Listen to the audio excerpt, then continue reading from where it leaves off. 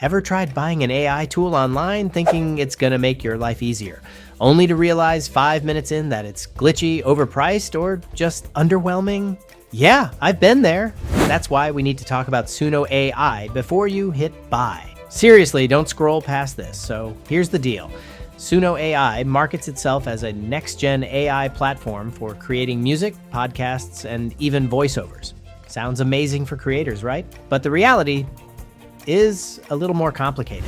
On Trustpilot, reviews are mixed. Some users rave about how quickly Suno AI can generate decent audio tracks, especially for social media content. Others, they call it buggy and not worth the subscription, citing inconsistent quality and poor customer support. Over on Reddit, people are debating whether it's actually a time saver or just hype. Many say it's great if you need quick demos or rough audio, but not for professional grade work. On X, the reactions are equally split. Some creators post jaw-dropping results, but others highlight glitches, weird AI-generated voices, or limitations in the free trial. Here's an easy Excel-style chart so you can see it side by side.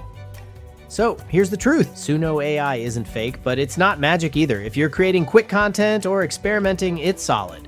But for polished, professional work, you might want to test other AI audio tools first. Don't let flashy ads trick you. Try the free version, compare it, and see if it actually saves time or money. And hey, if you want to check out my full guide on AI tools that actually make content creation easier in 2025, click the next video. I'll save you time, money, and headaches.